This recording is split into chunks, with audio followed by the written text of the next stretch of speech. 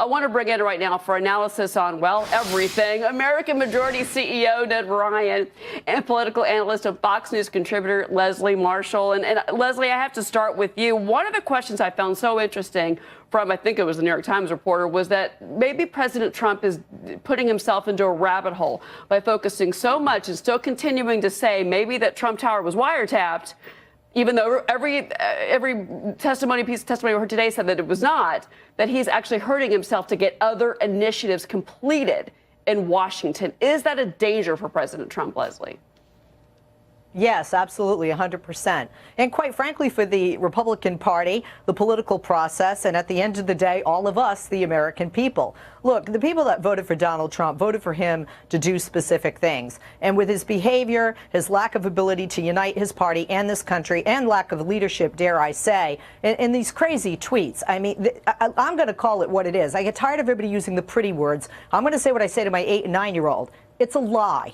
The president lied on Twitter. We are hearing, and the press secretary, Sean Spicer, who I know has a tough job because he can't just say, you know, the president lied. Oh, we have these pretty words, misspoke. And this, quite frankly, is costing taxpayer money with all this investigation, because at the end of the day, we're still going to find out from everyone that there was no wiretap by President Obama of Donald Trump. I understand, but just to be fair, I mean, the FBI director did confirm today that there is an investigation whether or not the Russians were involved in the outcome of the 2016 election. That certainly is something that is of national security that does need to be talked about. The wiretapping, somewhat a secondary issue, to be frank with you, Leslie. And I think hopefully maybe they'll move on from this and we can talk about the business, Ned, of what's happening with this investigation under Comey. Now, he was questioned over and over about the names, questioned over and over about is there evidence, and he was very clear to say, I can't comment on an ongoing FBI investigation. But two names came up, Ned, in the President Trump's campaign, Trump's group, and that was Roger Stone, who was a former advisor to President Trump at the time when he was candidate Trump, and then Paul Manafort, who for a short time was his campaign manager. And Sean Spicer just now kind of backed away from them. He used the term hangers-on. We're kind of led to believe he was talking about Manafort and Stone. What do you think's happening with all that behind the scenes? Well, I mean, so there are a couple of things. I mean, this was a very interesting hearing with Comey. Now we find out that both presidential campaigns were under FBI investigation in the fall of 2016. Fascinating stuff. The thing that's interesting to me, of course, the Russians were trying to meddle with our elections. But you see what Comey was saying. There's no evidence. There was no tampering. There's no there. So it's one of these things where I'm like, after 10 months, he said this started in July of 2016. Yeah. I will stand by my statements that I said last week with there's all smoke, no flame. There is no there. And I think what's going to be interesting in all this, and again, I think Sean Spicer made a very good point. Roger Stone was not with the campaign starting in August of 2015. Paul Manafort had a very short stint and was gone by August of 2016. And I want to be clear that Sean Spicer did address that. He was asked about it repeatly. He did say that Paul Manafort was not involved. So, but really again, these names are coming up, and these are very high-profile political operatives that are, the names are being attached to this, whether the facts are not. Sean Spicer denying that. But I do want to say here as well that when it comes to this investigation, Leslie, that as long as this goes on, I guess to my earlier point that this does pull away from the issues of the day, Obamacare, tax reform. We want to see those, happen. How far do you think the Democrats are going to go to keep this narrative, these attacks against the Trump administration going and delaying what really I think Americans would like to see, which frankly is tax reform and maybe repeal and replace of Obamacare?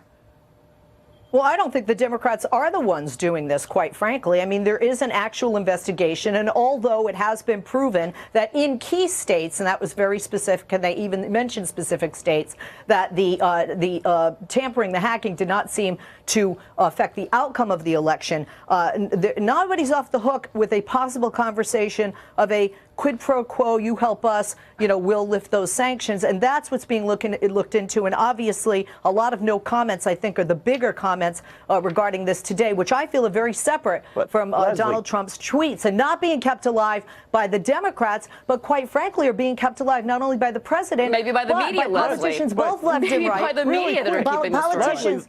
The whole narrative has been. But they have to. The majority of the American people, even the majority of the American people, even according to the latest Fox News poll, want an investigation, many of which want an independent investigation, into if, how far did this go between Trump campaigners? That does not mean the president Sean himself Spicer, necessarily. we have to move on. I don't want you two to stay with me, but I just have to respond to that, Leslie, and say that Sean Spicer said over and over that several, whether it was James Clapper under the Obama administration, whether it was Chairwoman Nunez, who has said, quote unquote, all of these have seen the briefings, they've seen the intel, and every collusion. single one of them keeps saying we don't see collusion. An investigation does not mean that it happened. It's an investigation. And it's something that the FBI should be doing, looking into it, going through all these steps. And at the end of the day, again, I'll say it again, there is no there.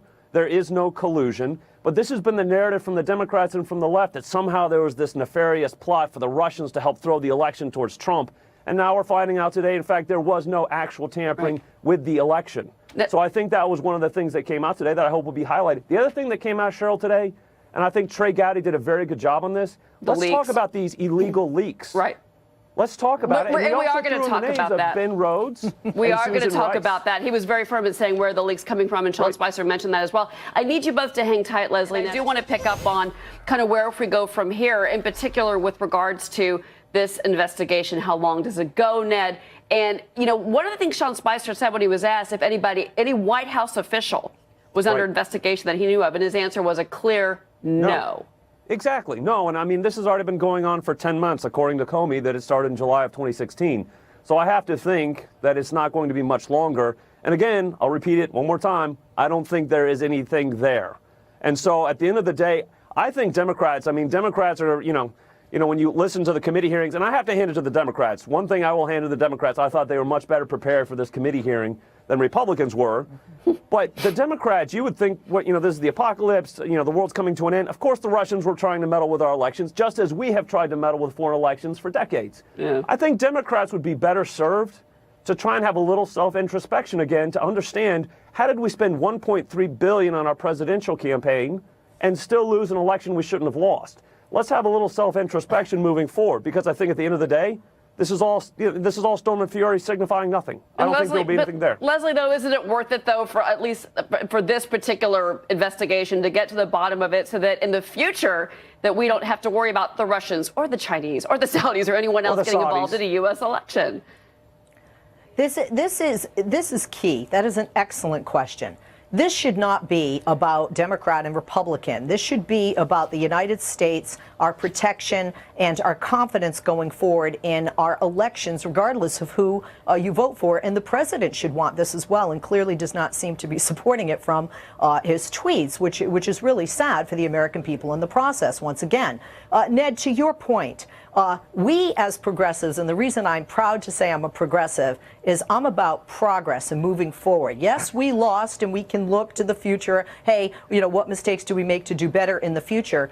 But this is something that the American people all want, the majority, I shouldn't say all, want, according to, almost all of the polls, which is we just want the truth. So I think the end of this will be when we have the truth. And by the way, Ned, a lot of people wanted that truth when the FBI was investigating Hillary Clinton and her emails as well. Exactly. So I think we just need to be fair and have it seen through to the end, just as it was with that. Ned, last word. No, to be clear, I think at the end of the day, we will have a full investigation. I would love to see a full investigation on both sides of it again.